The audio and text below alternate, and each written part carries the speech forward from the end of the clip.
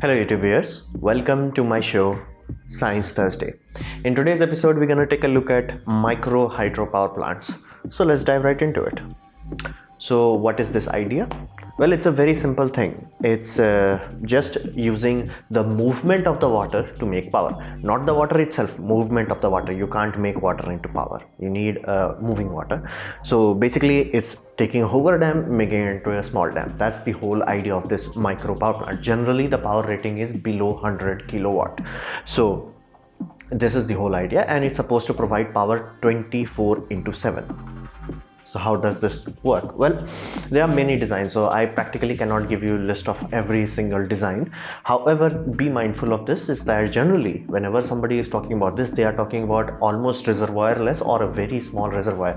So they're not gonna flood a whole area just to make a small dam. So many of you are familiar with dam construction, is that biggest land loss happens because of the reservoir construction. So even if let's say you are miles away from the dam, your whole area still could be flooded. The reservoir that goes for big dams are huge.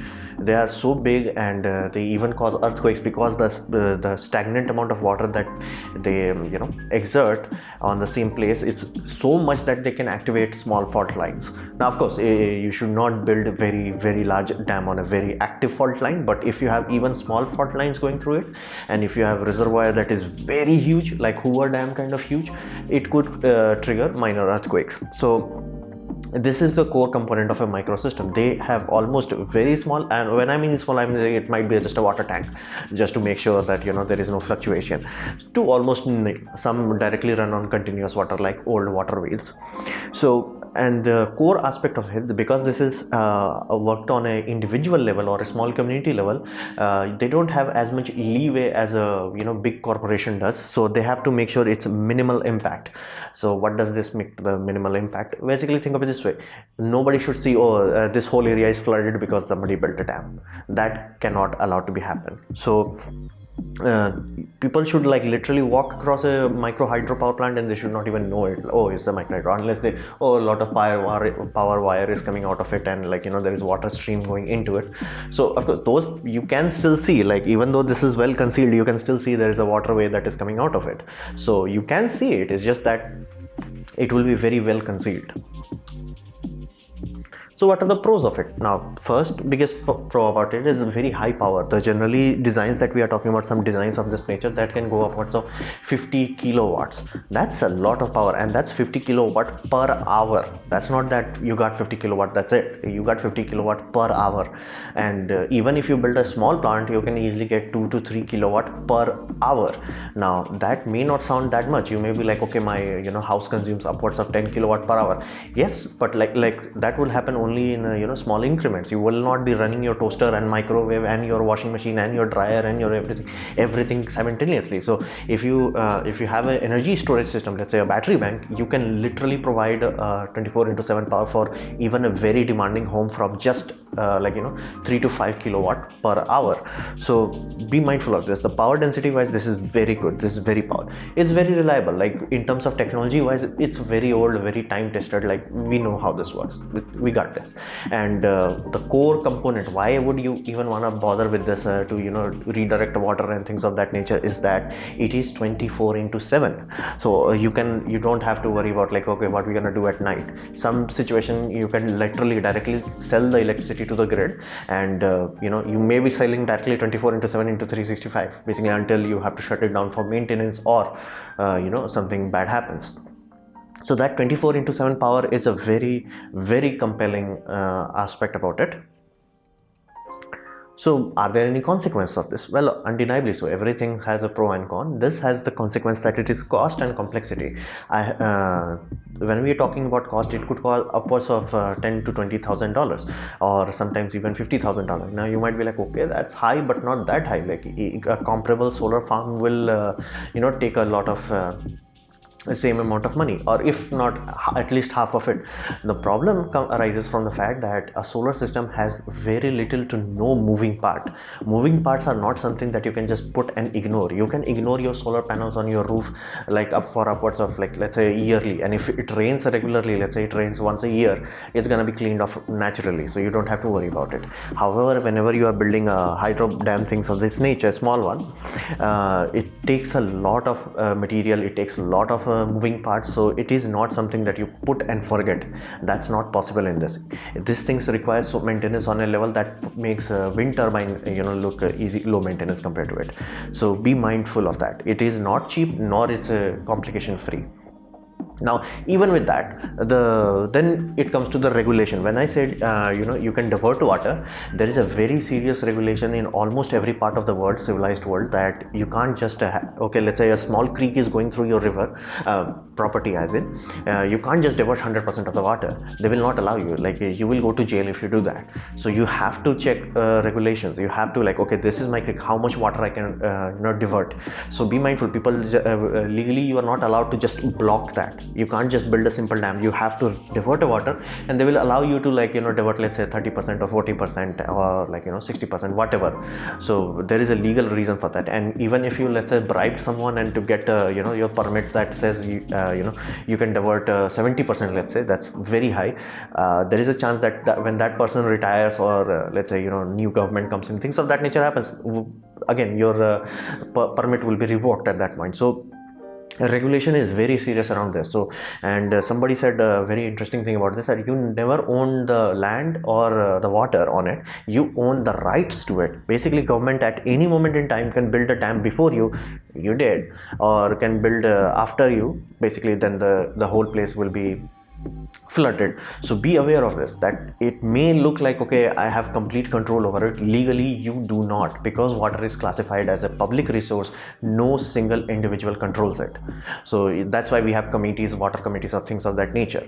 So even if, let's say, somehow you can go through it, or you are living in a flat out wilderness, and for a fact nobody is going to come there to check or do anything fancy like that, what are you going to do about location? This is the final nail in the coffin, because everything till this point you can manage one way or the another, some way or the another, but you can't manage the fact that most people don't live in a place where you have, like, convenient access to running water. Almost all of us have access to wind and solar.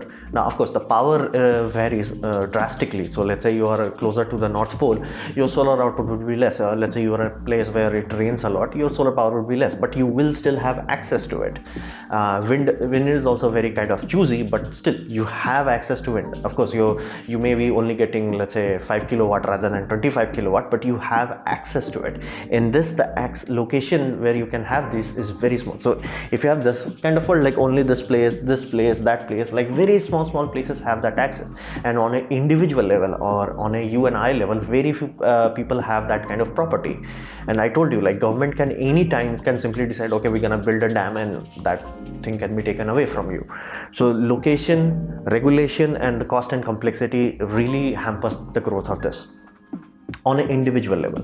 So what we can expect in the future? Well, even though on an individual level this is not a very practical situation, it does make a lot of sense for small communities. Like my personal favorite example is Nepal. I have provided the video link down below. You can check it out for yourself, because Nepal, well, because it's landlocked and it does not have access to, well, any source of practical energy, they have to rely on hydropower. However, hydro dams are very, very, very expensive. And on top of that, let's say you took out a loan to build it, takes time. It takes upwards of 10 to 15 years to build something big and powerful. And then on top of that becomes a problem that, let's say you built a dam and you figured out an area where you're going to make a reservoir which has almost no ecological disaster. Let's say you did that. How are you going to transmit the power? That also becomes an issue. So as you can see, Nepal literally is a Himalayan place. Like the flatlands they have here, it's very little. So let's say you built up dam here, you got all the power. Let's say Nepal consumes 1 terawatt of power, you got the power plant that makes 2. So even accounting for transmission loss, you can transfer a lot of power. How are you gonna lay the power lines? So that becomes an issue. Like, dams are not feasible even though you can pay for it. So in this sort of scenario, making small micro hydro dams makes a lot of sense. And I'm talking like 50 kilowatts, 30 kilowatts, like small villages, they will have that much power. Now if you are living in a first world country, you may be like, okay, that's a very little amount of power. Yes or no? Like think of it this way, we are used to very large amount of power because efficiency is not something that we consider. When these people are setting up shop, from day one everybody is using LED. So and day one everybody's primarily focus is lighting. Then they think of something else. Okay, we got the lighting down, now we're gonna introduce communication and let's say TVs and a refrigerator for and they're not gonna have a situation where every home has a refrigerator. They're gonna have a refrigerator in a pharmacy, so all the medicines can be kept refrigerated. So in this sort of context, 20 kilowatts of power that is coming continuously, it's more than sufficient. And they can supplement it with other things also. And because of the scale, cost and things of that nature, UN has estimated that you can electrify whole of Nepal with surplus electricity without costing too much. The core catch here is that people have to work for this. It cannot be like, okay, we pay us the money, we're gonna build it. No, they're gonna only supply the let's say generator or engineers, but like people have to dig up the trenches and reroute the water. Basically it requires rocks, cement, concrete, nothing fancy. It is doable. It does not require semiconductor industry. So in this sort of region, it makes a lot of sense. So you may live in a place where you have large enough community that has a small body of water that can provide this sort of power. So you have to get permits based on a community, because at that scale permits become easier to attain. Then we talk about better design. If you are familiar with this sort of turbine design, that is very high efficiency. However, that requires a very large amount of what we call head pressure. Basically, water must be falling from it. It does not need a lot of water, but it needs water falling from a large distance. There are other designs. Each design has its own benefits. So if you are next to a waterfall, for instance, you're gonna rely on that. Now let's say most of us are not next to a waterfall. This design makes sense. Now this design has the advantage that if you have a basically small canal going through you can simply channel the water there, and this design built in such a way that it has almost no gearbox.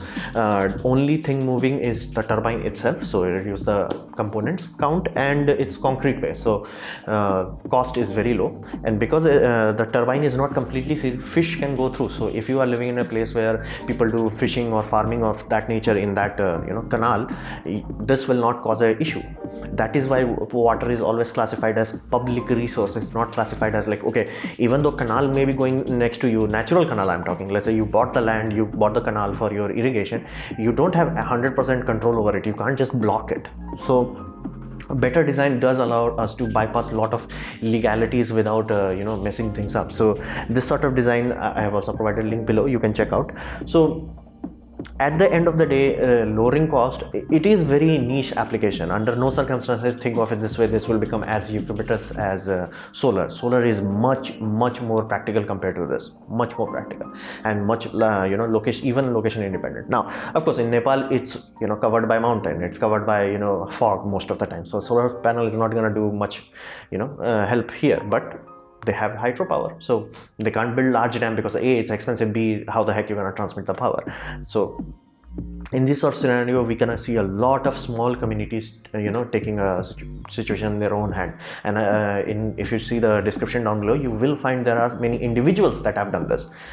So some people are like, there are community that is completely cut off, isolationist community that is completely cut off the modern world, and like they do homeschooling for their kids, they grow the food in their own place. So they have this sort of scenario. But again, be aware of this, water is not yours. You have to be thorough about the law. So I think we're gonna see a small part of our renewable energy take a form of micro hydro dams. So this was my presentation on micro hydro dam power. Basically, I hope you liked it or learned from it. In that case, please leave a like. If you didn't, don't worry about it, you can dislike it. I would urge you to leave a comment, and please share it amongst your friends. #ScienceThursday, and subscribe, press the bell icon if you're free, and as always, thanks for watching.